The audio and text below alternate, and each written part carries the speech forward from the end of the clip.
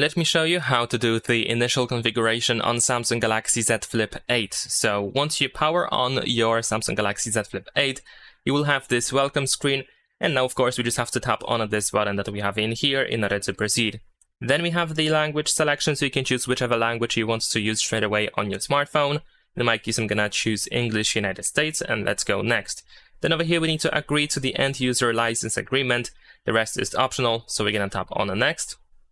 You can also set up your Z Flip 8 with the help of your other device. I mean, you can pretty much transfer everything or almost everything from your previous phone if you still have it. You can choose Galaxy or Android device or iPhone or iPad depending on what you had. And then you can just follow instructions in order to, of course, transfer everything.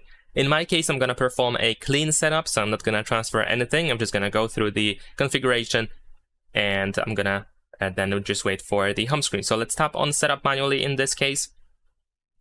Now, over here we have the option to choose the Wi-Fi network. So of course you can connect to your Wi-Fi network that you have at your home. You can also turn off Wi-Fi over here if you decide to not use Wi-Fi. You can also open the QR code scanner in case you have the Wi-Fi QR code. Now in my case, I'm going to connect to my Wi-Fi network. And also you can actually skip, I forgot to mention this, but we have the skip button as well, of course. Alright, I just connected to my network, so I'm just gonna tap on the next, and now we need to wait a couple of seconds. It is possible that you will have the service provider set up, and after that you will have to restart your phone, so you can just tap on the restart button, and then just wait for your phone to turn back on. In some cases, it is not really necessary to do that. It actually depends on your service provider or your operator. So if you inserted your SIM card into the phone, then there is a chance that you will see this. Alright, after that we have the option to connect to mobile networks. If you want to, you can of course turn it on and then use it. And then let's go next. Now over here we need to wait a couple of seconds to get the next information. Alright, now we have the option to choose who are we setting up this phone for. So I'm gonna choose for myself. And then we need to wait again a couple of seconds. Now you have to, well, you have the option to sign into a Google account. So of course you can go next if you want to use your phone number, I assume. And in my case, I'm just gonna skip because I don't have any Google account associated with my phone number actually. So if you skip, you have the standard sign-in option. You can use your credentials, your email or phone number, and then of course the password. You can completely skip the sign-in process to the Google account if you don't want to do that right now. And let me just quickly sign in. Alright, after that we need to agree to Google Terms of Service if you decide to sign into your Google account. So let's just tap on the next. And then we have the option to sign into a Samsung account. So of course, if you do have a Samsung account, you can choose one of these available options. If you don't have a Samsung account and if you want to create one, you can tap on create account or set up later, and then you can choose create account over here. You can also recover your account in case you forgot your ID or password. And if you don't want to sign into a Samsung account at all, you can just tap on setup later in settings over here in this place.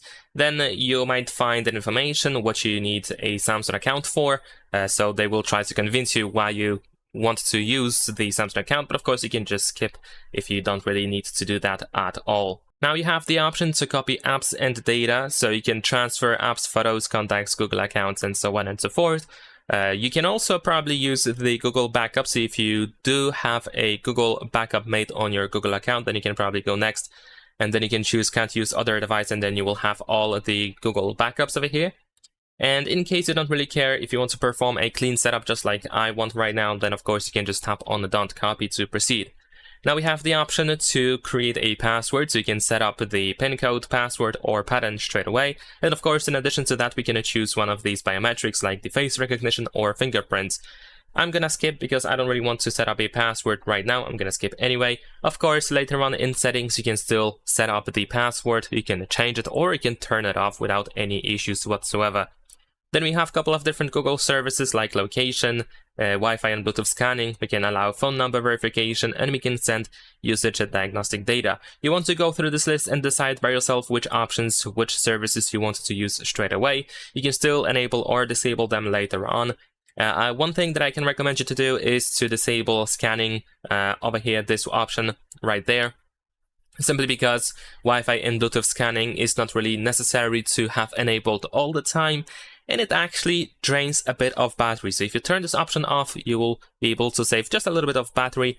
And of course, whenever something requires to have this option enabled, you will be informed about it and you will have the option to turn it back on. So I'm going to turn this option off. I'm going to also disable phone number verification and usage diagnostic data. Then scroll all the way down and tap on accept. Now over here we have the option to back up our photos and videos as well as other device data, all of which is listed here in the description. So if you want to have backups, then of course you can turn them on. You can also decide if anything should be excluded. In my case, I don't need backups, so I'm just gonna tap on don't back up. Then we have the option to choose our search engine. I assume we should also be able to choose the browser that we are going to use by default on our phone straight away. Now, as for the search engine, I guess the most popular option is going to be Google, so I'm just going to select it, and then we can tap to set as default. And it seems that, at least in my case, I didn't have the option to choose the default browser for some reason. If you do, then of course you can just choose any browser you prefer to use. And if you don't know which browser to choose from, if you have no idea what is the difference between them, you don't have to worry that much. You can just pick randomly, or you can choose the most popular option, which is probably the Chrome browser, Google Chrome. Now over here we have the information about Gemini. So this is the digital assistant provided by Google. You have to scroll down to find the next option, so you can of course go here. And then you have the option to set up Hey Google, which is the voice activation for Gemini. Now if you want to set it up, you can of course easily do so by tapping on the turn on. If you have had Hey Google set up before on your Google account, then you don't have to do anything more than that. But if you didn't have Hey Google set up before on your Google account, then you will have to set it up, which is also very simple. Usually you just have to say a couple of sentences out loud and that's it. In my case, I don't use this feature, so I'm just going to tap on no thanks. Over here we have a couple of different Samsung services, which you can also toggle quite easily. You can just tap on them over here, so you can decide which options should be enabled. And just like before, of course, later on in settings, you can change your mind if you need to. Then over here we can choose the display mode, so if you prefer light or dark mode, then you can easily change over here. Then we can go next. Let's wait a couple of seconds. Then we have a list of recommended apps, and usually over here we have a couple of apps that can be updated straight away. As you can see here, it says update.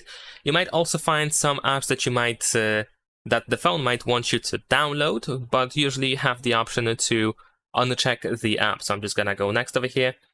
Now over here we have information about how to properly take care of your phone, so it is very important to read this. Just take your time, read everything, and then you can go next. And there we go, we are all set up. We can tap on see what's new if you want to find out what is interesting available on your smartphone. I'm just gonna tap on home over here. And there we go, that is pretty much it. Now you can use your phone however you want to. You might also open the SIM manager straight away just to set things up. So if you need to make some changes, you can of course easily do so. And in addition to that, if you need some additional guides and tutorials on how to do something on your Galaxy Z Flip 8, then be sure to check out my channel. Also, if you want to know what to do at first, so if you just got your phone and if you are not sure what to do at first on your phone, then you can check out a dedicated video on first things to do on the Samsung Galaxy Z Flip 8. Leave a like and subscribe.